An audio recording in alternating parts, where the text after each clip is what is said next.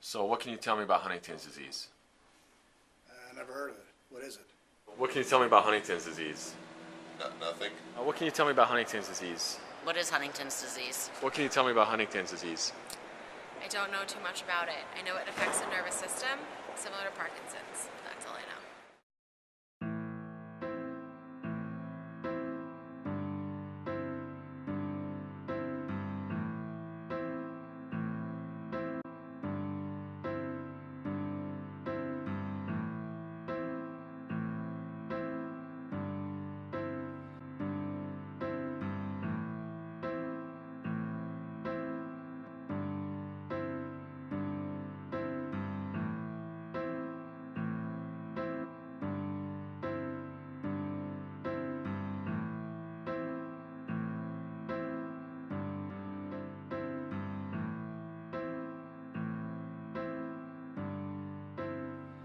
I've got to climb to the top. I've been in Susan Till, and I've had Huntington's disease for about 10 years or longer.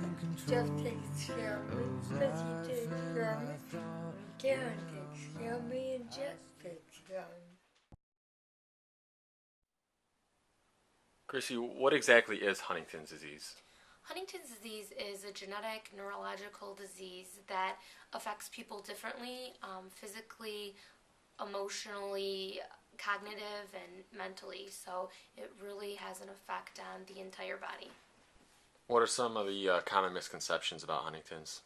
Some misconceptions are that the person is drunk, especially if they're slurring their words or klutzy. People think they're drunk. People might think someone is slow or something that, it isn't. They may think it's curable and it's not. There's a lot of misconceptions, especially probably that especially when the person is a little bit more pre-symptomatic, they think it's really not that big a deal, but a person's life changes dramatically. Tell me about when you first realized your mom had the disease.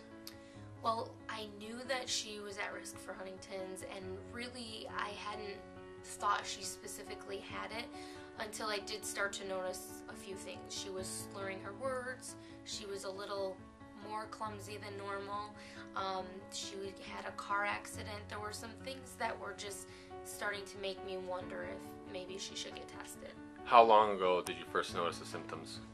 Well, my mom got tested about 10, 11 years ago, and I maybe started noticing just like a year prior.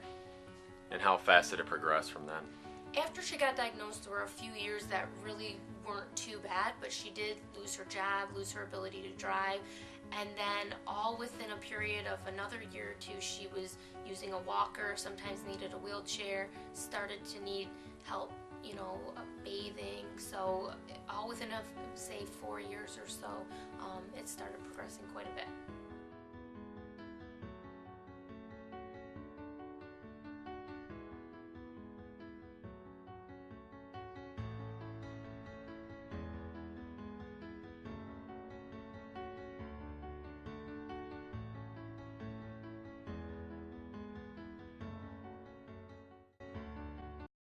What's been the most difficult challenge for you, Susie?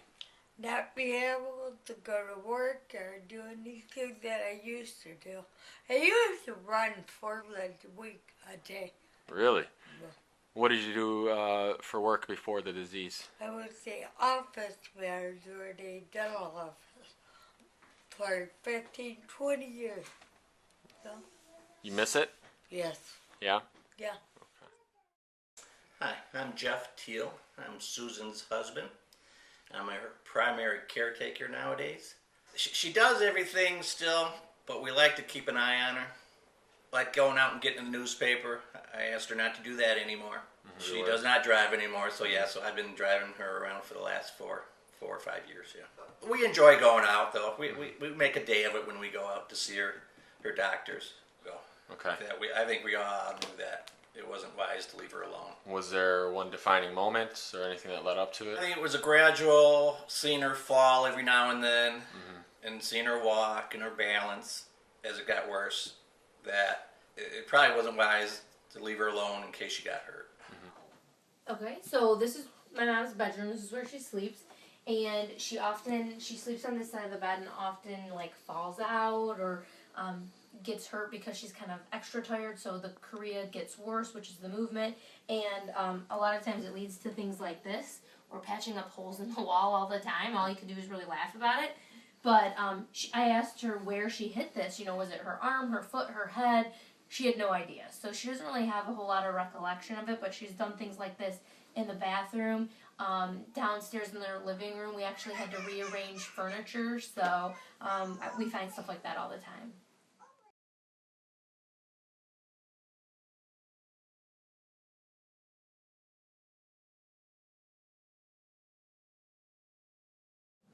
So obviously your mom can't work.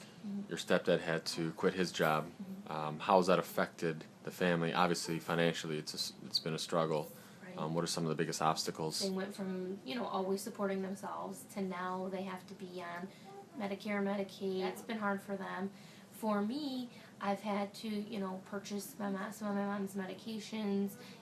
Obviously I'm picking up the bill wherever they go, and it's not a big deal. I actually enjoy helping and doing things like that.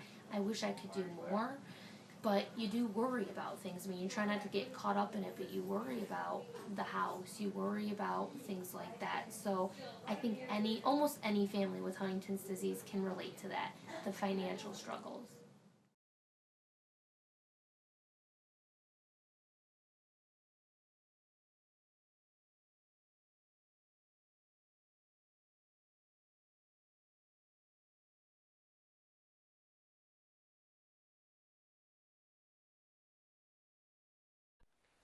What would you like people to know most about this disease? I think it would be the most important thing to know would be, that it affects really anyone, any age. There are people, young people, older people, mostly middle-aged, but really any age, any race, any gender. It affects and can affect anyone. And it's also very devastating because multiple people have it at one time in a family. This picture was in 1987. It's of my grandfather, Doug, my mom's dad. And in this picture you can see that he was typically in a hospital bed at that point in his life. So with Huntington's disease, you progress until you are no longer mobile and you're in a hospital bed until the end of your life.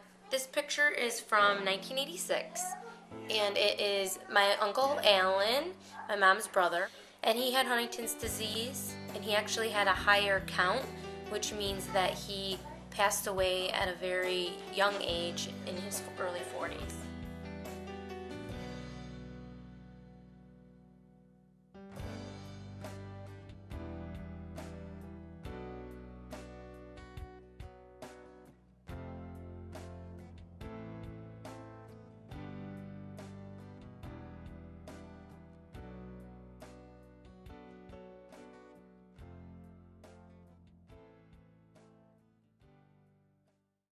So the local Michigan chapter helps out Huntington's disease a lot by having fundraisers, walks.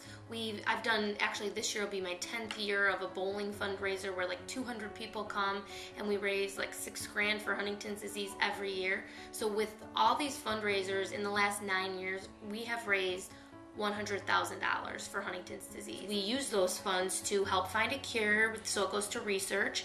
Also helps with struggling families that live here locally that are really burdened financially. They help people get wheelchairs.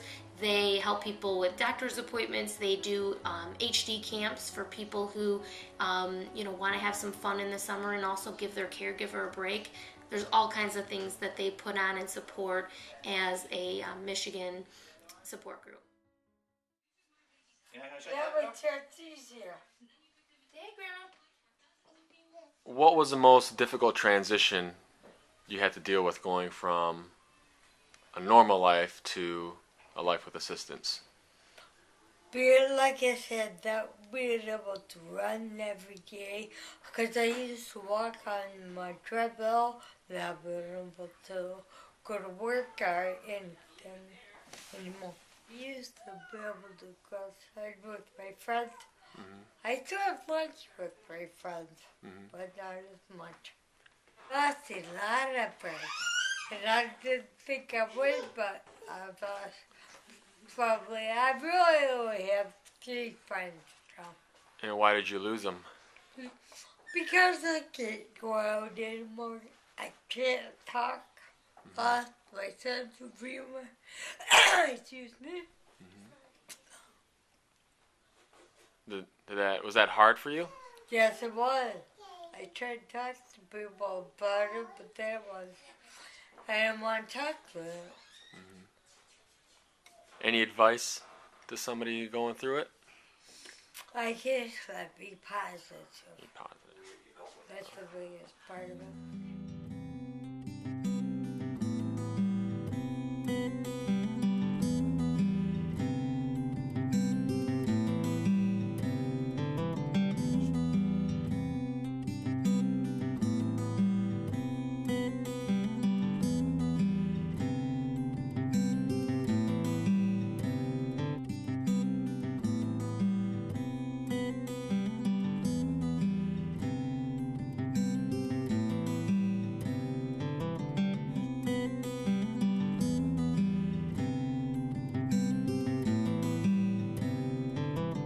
She left her curse in Boston.